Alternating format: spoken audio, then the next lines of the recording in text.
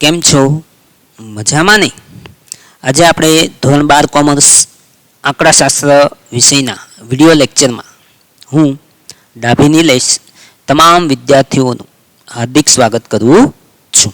આપણે ભાગ 1ની અંદર પ્રકરણ નંબર 1 સૂચકાંકના અભ્યાસની શરૂઆત કરી હતી.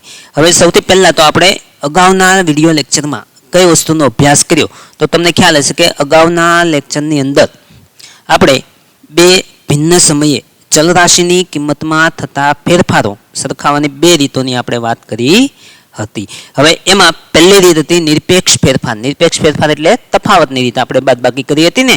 અને બીજી રીત હતી સાપેક્ષ ફેરફાર. સાપેક્ષ ફેરફાર એટલે કઈ રીત? આપણે ગુણોત્તરની રીત. અને ત્યાર પછી આપણે સૂચકાંકનો અર્થ પણ જોયો હતો અને સૂચકાંકનું આપણે સૂત્ર પણ જોયું હતું કે આઈ એટલે શું થાય? Index number. P1 છેદમાં P0 ગુણ્યા શું થશે? 100. હવે P1 એટલે શું થશે? તો કે ચાલુ વર્ષની ચલ રાશિની કિંમત. હવે ચલ રાશિ એટલે તમને બધાને ખ્યાલ છે કે કોઈ પણ આવક હોય, જાવક હોય, ખર્ચ હોય, ઉત્પાદન હોય, ઊંચાઈ હોય, વજન હોય, એ જે કિંમત આપી છે એને શું કહીશું આપણે? ચાલુ વર્ષ છે તો એને P1 કહીશું. અને P0 એટલે શું થશે? આધાર વર્ષની ચલ રાશિની કિંમત. આધાર વર્ષ એટલે એને અગાઉનું જૂનું જે વર્ષ હશે એને આપણે શું કહીશું? આધાર વર્ષ. તો હવે આજના લેક્ચરની અંદર આપણે આધાર વર્ષની પસંદગીની રીત એટલે કે આધાર વર્ષ કઈ રીતે પસંદ કરવામાં આવે છે એના વિશે આપણે અભ્યાસ કરવાનો છે. તો સૌથી પહેલા તો પ્રશ્ન તમારા મનમાં તરત થશે કે ભાઈ આધાર વર્ષ એટલે શું? તો આપણે અગાઉ વાત કરી કે ભાઈ જે અગાઉનું હોય, જૂનું હોય એને આપણે આધાર વર્ષ કહેવાય છે.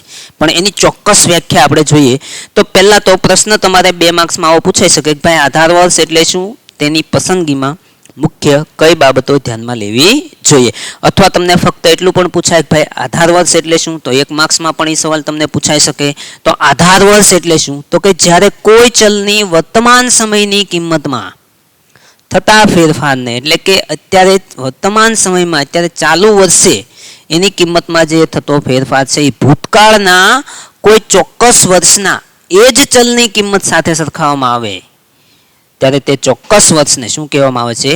આધાર વર્ષ કહેવામાં આવે છે.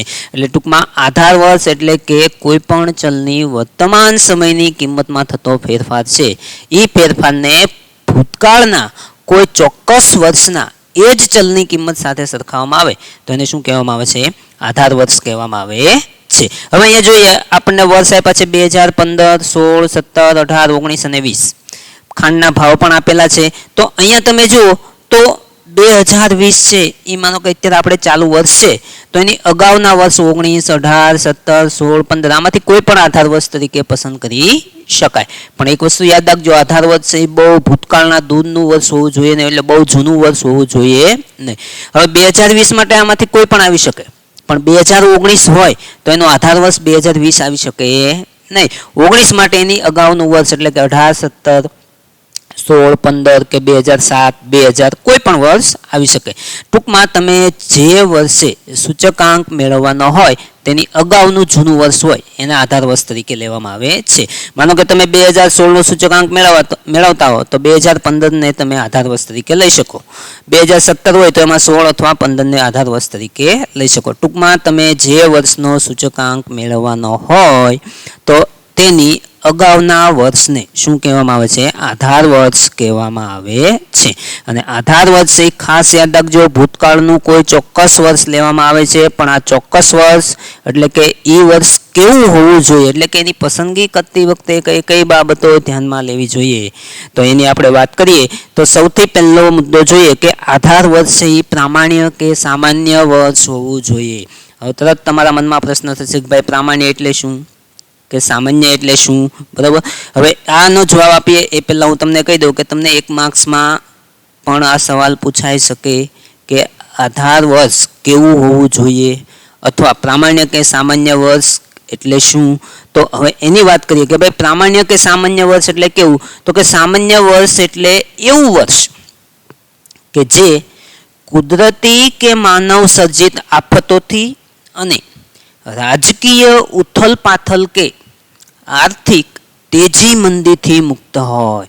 એટલે કે સામાન્ય વર્ષ એટલે એવું વર્ષ તમારે લેવાનું છે કે એ વર્ષ દરમિયાન કોઈ કુદરતી આપત્તિ ન આવી હોય, કોઈ માનવ સર્જિત આપત્તિ પણ ન આવી હોય, રાજકીય ઉથલપાથલ રાજકીય ફેરફારો પણ થયા ન હોય, તેમજ આર્થિક રીતે તેજી કે મંદી એવું પણ ન હોય, એવું વર્ષ છે એ સામાન્ય વર્ષ તરીકે લેવાનું છે. હવે કુદરતી આપત્તિઓ કઈ કઈ હોઈ શકે તો એમાં આપણે જોઈએ કે અમુક વર્ષો દરમિયાન આપણને ખ્યાલ છે કે ખૂબ પુષ્કળ વરસાદ પડે છે તો પણ ઘણું બધું નુકસાન થાય છે.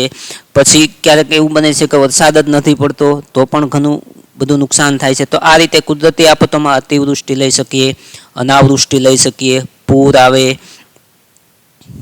ધરતીકંપ થશે અથવા રોગચાળો થશે કે દાવાનળ. તો આ બધી આફતો છે કેવી આફતો છે? કુદરતી આફતો છે. અને આ કુદરતી આફતો દરમિયાન આખું જીવન ધોરણ છે એ અસ્તવ્યસ્ત થઈ જતું હોય છે અને એ સમય દરમિયાન કોઈ પણ ચલની કિંમત છે એમાં ખૂબ વધારો પણ થઈ શકે, ઘટાડો પણ થઈ શકે. એટલા માટે આવું કુદરતી આપત્તિવાળું આપણે આધાર વર્ષ લઈ શકીએ નહીં. એ જ રીતે આપણે જોઈએ કે ભાઈ માનવ સર્જિત આપત્તિઓ છે તો માનવ સર્જિત આપત્તિઓ કઈ કઈ હોઈ શકે તો કે માનવ સર્જિત આફતોમાં પહેલું લઈએ આપણે યુદ્ધ. આપણે ખ્યાલ છે કે દરેક દેશો છે એ પોતાને સુપર પાવર બનાવવા માટે એકબીજા દેશો ઉપર અત્યારે આક્રમણ કરી રહ્યા છે. આપણા તે પડોશી દેશો સાથે આપણે ઘણીવાર તકરાર થતી જોવા મળે છે. તો આવું યુદ્ધ છે. પછી ઘણી વખત એવું બને છે હડતાલ કારીગરો છે એ મિલની અંદર હડતાલ પાડે છે. હડતાલને કારણે ઘણું બધું કામકાજ બધું ખોરવાઈ જાય છે, હુલ્લડ થતા હોય, આંદોલન થતા હોય. તો આવા બધા જે માનવ સર્જિત પરિબળો છે એને કારણે પણ ઘણું બધું અસ્તવ્યસ્ત માનવ જીવન બની જાય છે. અને જેને કારણે છે એ વર્ષ દરમિયાન કોઈ પણ ચલ રાશિની કિંમતમાં અસાધારણ રીતે વધારો કે ઘટાડો થઈ જતો હોય છે. એટલે કે સામાન્ય વર્ષ એટલે આપણે કુદરતી કે માનવ સર્જિત આફતો વગરનું, રાજકીય ઉથલપાથલ વગરનું અને આર્થિક તેજી મંદીથી મુક્ત હોય એવું વર્ષ આપણે પસંદ કરવાનું હોય છે. હવે આધાર વર્ષે ભૂતકાળનું બહુ દૂરનું વર્ષ હોવું જોઈએ નહીં. અગાઉ મેં તમને વાત કરી હતી કે ભૂતકાળનું પણ બહુ જૂનું વર્ષ તમે લઈ શકો નહીં. એટલે કે 2020 છે ને પછી તમે 1850નો ભાવ લ્યો તો એની સાથે આ બેની સરખામણી શક્ય બનતી નથી. એટલે બહુ જૂનું બહુ ભૂતકાળનું વર્ષ પણ તમે લઈ શકો નહીં. હા, આધાર વર્ષ એટલે જૂનું વર્ષ ખરું, પણ જૂનું વર્ષ એટલે બહુ જૂનું વર્ષ તમે લઈ શકો નહીં. મેં તમને ઉદાહરણ આપ્યું કે 2020 છે તો 2020માં ખાંડનો ભાવ 90 રૂપિયા હોય અને પછી તમે 1850નો ખાંડનો ભાવ લ્યો કે 1900નો લ્યો કે 1750નો લ્યો તો એ સમય દરમિયાન પરિસ્થિતિ અલગ હતી.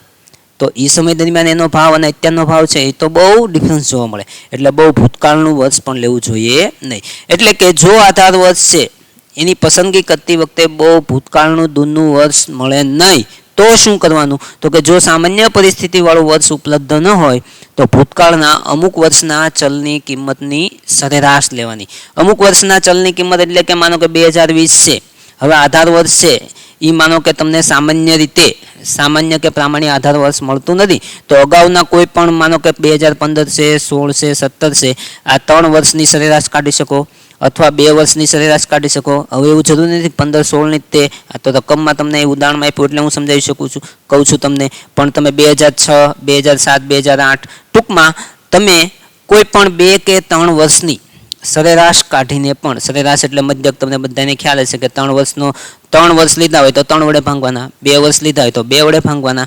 એ આપણે આગળ જ્યારે દાખલામાં આવશે ત્યારે આપણે વાત કરીશું. ટૂંકમાં આધાર વર્ષ એટલે શું અને તેની પસંદગીમાં મુખ્ય કઈ બાબતો ધ્યાનમાં લેવી જોઈએ તો તમારે ખાસ એટલું જ લખવાનું છે કે કોઈ પણ ચલની વર્તમાન સમયની કિંમતમાં થતા ફેરફારને ભૂતકાળના કોઈ ચોક્કસ વર્ષના એ જ ચલની કિંમત સાથે સરખાવવામાં આવે ત્યારે તે ચોક્કસ વર્ષને શું કહેવામાં આવે છે? આધાર વર્ષ કહેવામાં આવે છે. આધાર વર્ષ કેવું હોવું જોઈએ? પ્રામાણ્ય અને સામાન્ય હોવું જોઈએ. પ્રામાણ્ય અને સામાન્ય એટલે કેવું? તો કે કુદરતી માનવ સર્જિત આપત્તિથી મુક્ત, રાજકીય ઉથલપાથલ કે આર્થિક તેજી મંદીથી મુક્ત હોવું જોઈએ અને બહુ ભૂતકાળનું વર્ષ હોવું જોઈએ નહીં. અને જો સામાન્ય પરિસ્થિતિવાળું આધાર વર્ષ ઉપલબ્ધ ન હોય તો ભૂતકાળના અમુક વર્ષના ચલની કિંમતની સરેરાશને પણ તમે આધાર વર્ષ તરીકે લઈ શકો છો. હવે આ જે આધાર વર્ષ છે તો એની પસંદગી કરવાની 2 રીતો છે. આધાર વર્ષ પસંદ કરવાની કેટલી રીતો છે?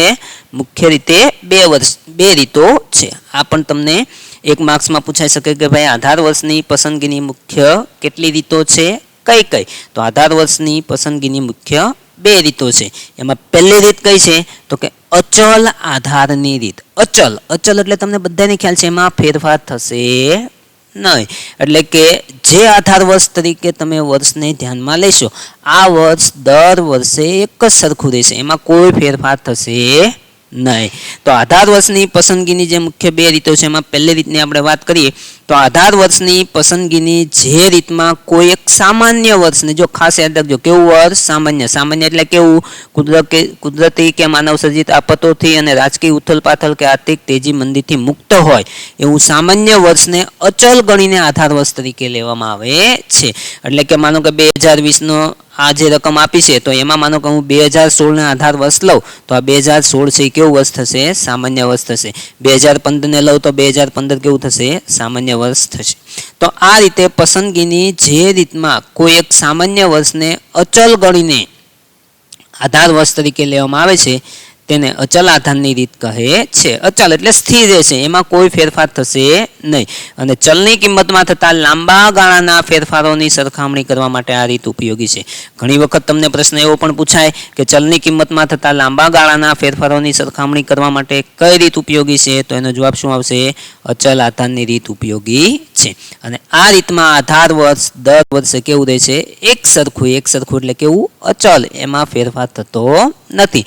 અને પ્રથમ વર્ષનો સૂચકાંક કેટલો લેવામાં આવે છે, 100 લેવામાં આવે છે. ટૂંકમાં અચલ આધારની રીત એટલે આધાર વર્ષ એમાં બદલાતું નથી. આધાર વર્ષ દર વર્ષે એક જ સરખું રહેશે, ચાલુ વર્ષ બદલાતું જાય છે. એટલે કે P1 બદલાશે, P0 બદલાશે નહીં. ટૂંકમાં અચલ આધારની રીત છે એ કેવા ફેરફારોની સરખામણી કરવા માટે ઉપયોગી છે, તો કે લાંબા ગાળાના. આધાર વર્ષ કેવું રહેશે, તો કે અચલ રહેશે. અને દર વર્ષે વર્ષ કેવું રહેશે, એક સરખું રહેશે. હવે બીજો પ્રકાર લઈએ આપણે